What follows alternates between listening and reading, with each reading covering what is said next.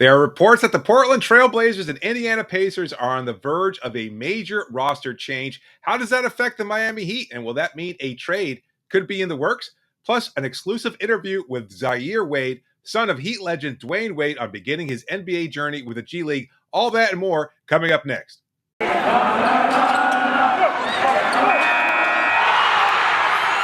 are Locked On Heat, your daily Miami Heat podcast. Part of the Locked On Podcast Network, your team every day.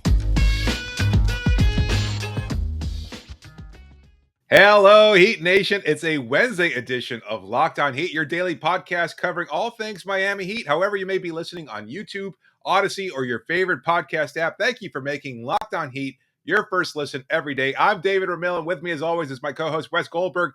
Before we get to your exclusive interview with Zaire Wade, Wes, and our discussion of the dysfunction in Portland, Indiana, the news today on a Tuesday afternoon is that Bam Adebayo has undergone successful surgery on his right thumb and is expected to recover, according to the team, in 4 to 6 weeks. We've heard about some conflicting reports about him maybe missing 8 weeks. We heard that there was some potential swelling, and that's why they delayed the surgery that was expected to take place over the weekend. Other than that, though, it seems like everything's gone well, and hopefully Bam returns sooner rather than later. But you and I both talked about this in a recent episode. We expect him to be available sometime in mid-March after the Heat return from a grueling 7-game West Coast road trip. Well, that was tough to say. But anyways, I mean, Bam is out. That's all we can say about it right now. We wish him a speedy recovery. Yeah, I mean, this is exactly the news that we expected. The procedure sounds like it went well, so I guess that's good. You know, there were no setbacks from that initial procedure. Yeah. So, now they're just waiting. And I think Eric Spoelstra said something very prescient the other night, saying, you know, we can't just wait for Bam to come back. We got to fix this stuff, and we got to try to figure out how to be a good team in these next 4 to 6 weeks, and that's the mission now. Well, I know a lot of Heat fans are frustrated, but trust me, things aren't as bad in Miami as they are on other teams and for other fan bases, particularly the Portland Trail Blazers and Indiana Pacers, who we'll talk about now. 2 back-to-back reports via The Athletic regarding potential dysfunction and conflicts in the Blazers locker room. And of course, in Indiana, that are now actively moving towards a rebuild, something I did not expect. Obviously, the Pacers are a team that has been kind of waffling over the last few years. They've always been just good enough, but not great enough to contend for a title. They've had some potential conflicts between their 2 big men, Domantas Sabonis and Miles Turner. We'll talk about that a little bit later. But let's start off with Portland, where Sam Amick of The Athletic, along with Shams Charania, reporting that Dame Lillard would welcome a trade or an opportunity to play with Ben Simmons. Of course, that would mean that either they would have to trade away CJ McCollum and other players in order to acquire Simmons. But I'm not sure if maybe there's some conflict there with new head coach Chauncey Billups as well. Are we reading into this report? Do we think that maybe there's an opportunity to pry Dame off the Blazers roster? First of all, shout out to The Athletic for the reporting and everything like that. But, I mean, way to just bury the Ben Simmons. Did anybody actually read that story? It was like 10 paragraphs deep into that story. Lead off with that, man. Like, there you go. You got Ben Simmons, Damian Lillard in the first paragraph. Go ahead with it. Anyway, look, it kind of seems like an obvious thing. Because we've been sort of connecting the dots on Damian Lillard and Ben Simmons to Portland all this time. I guess the news here is that Damian Lillard would welcome it, whatever that means. I guess, but then he shoots it down via social media, which we know he was going to do anyway. Right. It didn't come through Chris Haynes, but he said guys looking for clout or something to that effect. Whatever. Look, I just think that right now, with the way that things are going in Portland, having moved on from their GM, considering that they're kind of in no man's land, they're sort of boxed to a corner right now. They should be open to everything, and Damian Lillard should be open to everything. And the thing about Lillard, which we'll talk about here in a minute, is that he just signed this extension. I mean, he's got 4 more years left on his contract, so he better be open to stuff, whether it's Ben Simmons or anything else, because unless he demands a trade, things have to change around him, or he's going to be looking, at basically what is a 500 club going nowhere fast. Yeah, and I talked about this on last night's Locked on NBA. They suffered yet another loss against the undermanned Los Angeles Clippers, or LA Clippers, and Dame was out of the lineup. CJ's out of the lineup too. That's a roster that's it's hard to figure out what their identity is moving forward. They've got some nice players there, but I don't know if it's just enough to get past the West Coast hump or the Western Conference hump. And as far as Lillard is concerned, do they just go into a full rebuild mode? Do they follow the same path as the Pacers and just publicly say, you know what, or not publicly, but at least reports of a potential rebuild mode? Because it just seems like you're wasting the prime of Lillard's career here, right? I mean, what is that? A full rebuild is trading Damian Lillard, right? Like anything short of that is just sort of a soft reset. Partial. Right. You don't trade Damian Lillard unless Damian Lillard asks to be traded. You have him under contract for 4 more years. There's no, they're not going to trade him. Why not? Why not? But why not trade him? Like, if you're not going anywhere. No, I agree with you. They won't though. They just won't. So, but maybe. Short of Damian Lillard asking for a trade, which he could, right? Like he totally could. Like Neil Olshey is out. Chauncey Billups is not even a year into his new role. Like if anybody has the most power in that organization right now, it's weirdly Damian Lillard. Lillard could go to this new GM and be like, "Hey man, trade me. I could get you all the draft picks, all the stuff that you could possibly want, and you could sort of rebuild your way." But there's just no way you don't trade a guy like Lillard unless he asks. You just can't do it. Why not? I'm just, even as we're talking about this right now, and I agree with you, by the way, but I'm thinking about this and saying, you know what? You're going to lean into this. Lean into it.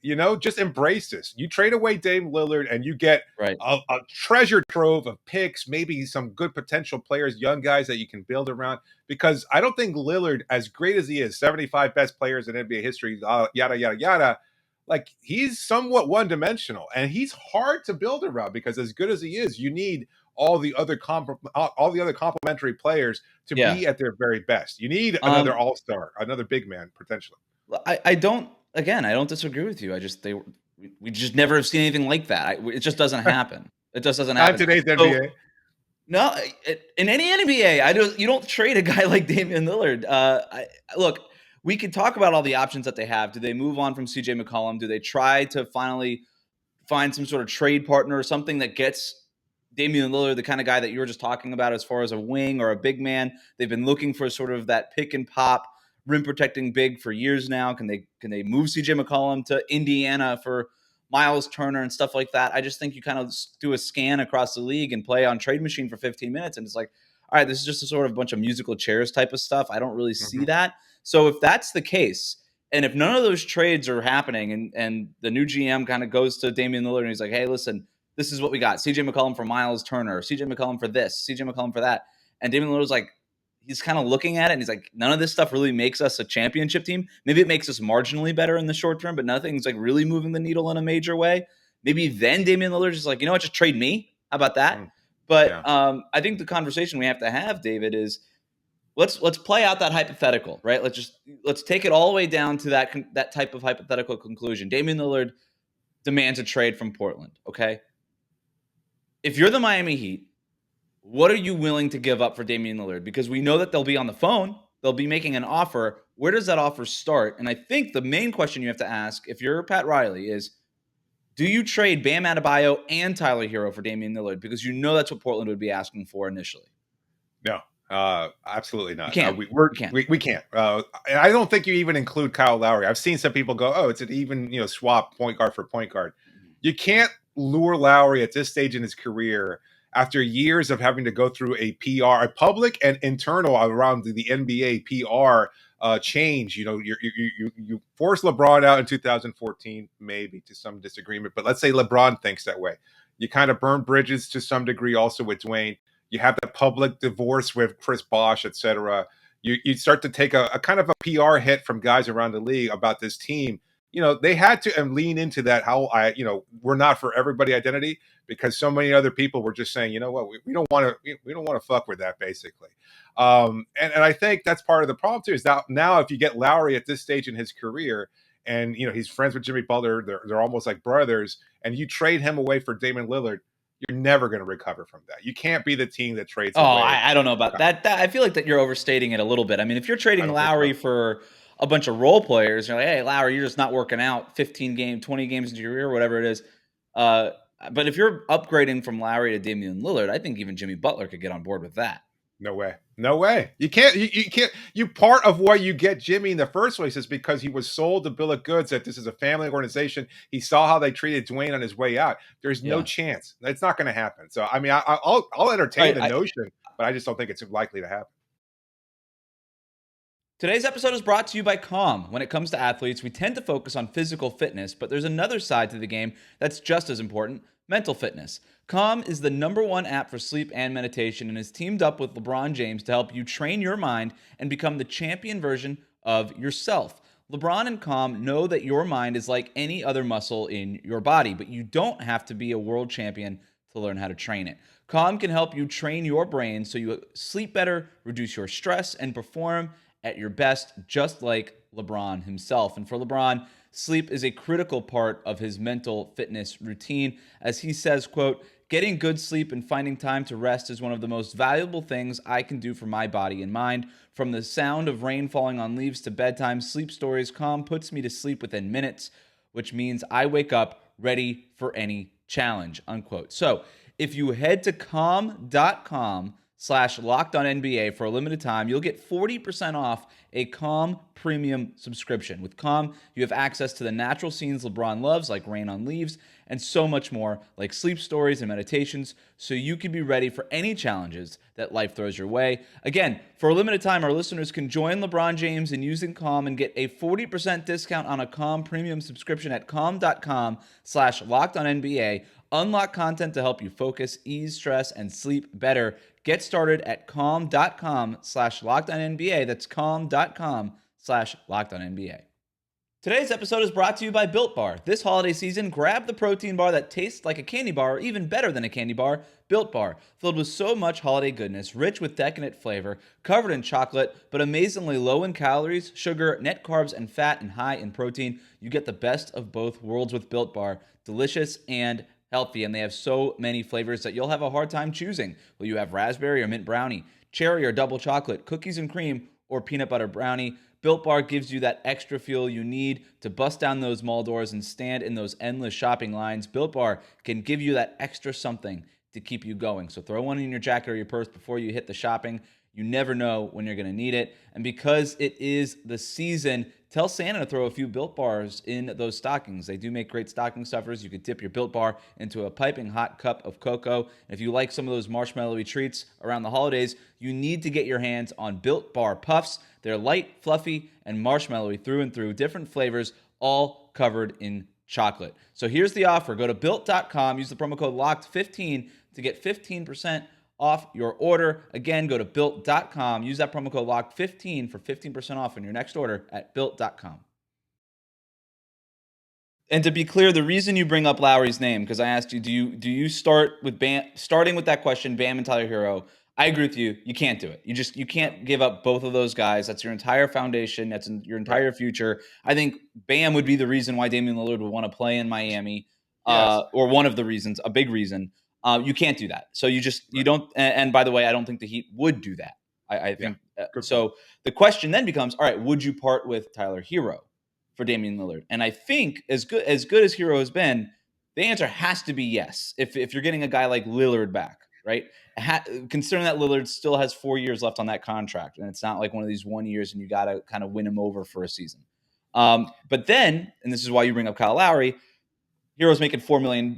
How do you match salary? How do you make this trade work? It would be by including Kyle Lowry, because you're not doing it with Jimmy. You're not doing it with Bam. The only other big contract, Duncan Robinson's contract is not big enough to really get you into that point. The only other big contract is Lowry.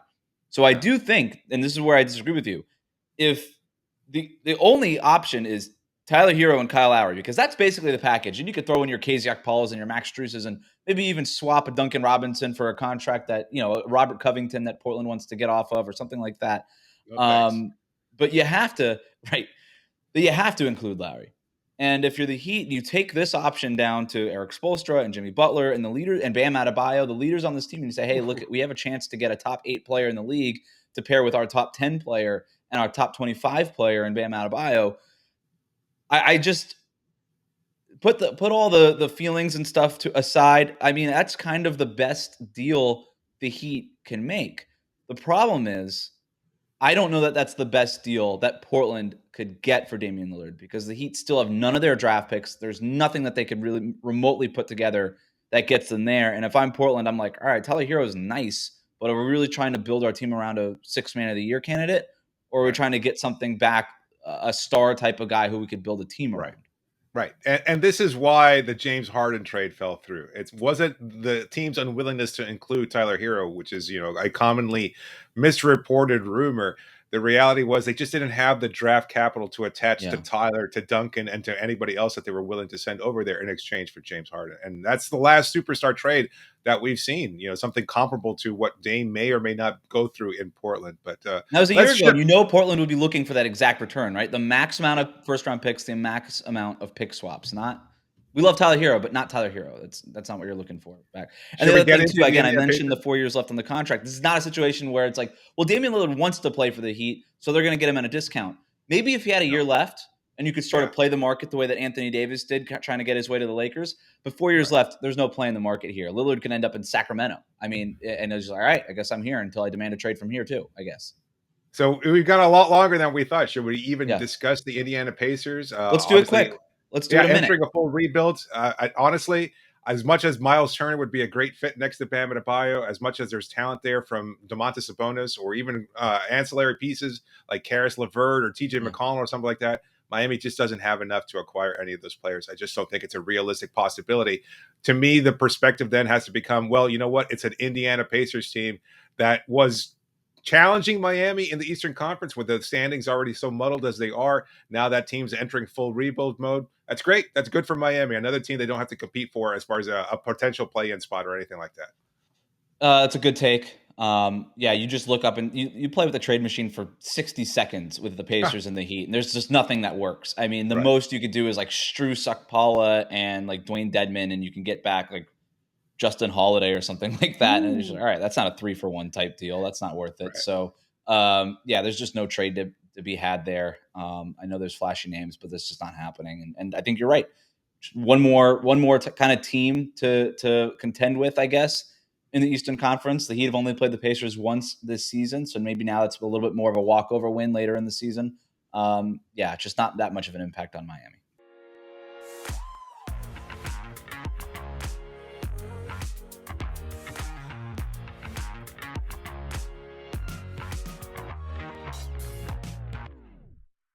Congrats, you made it this far. While you're here, why don't you hit that subscribe button down below? It's free for you, and it'll help feed the Locked On Heat Flamingos.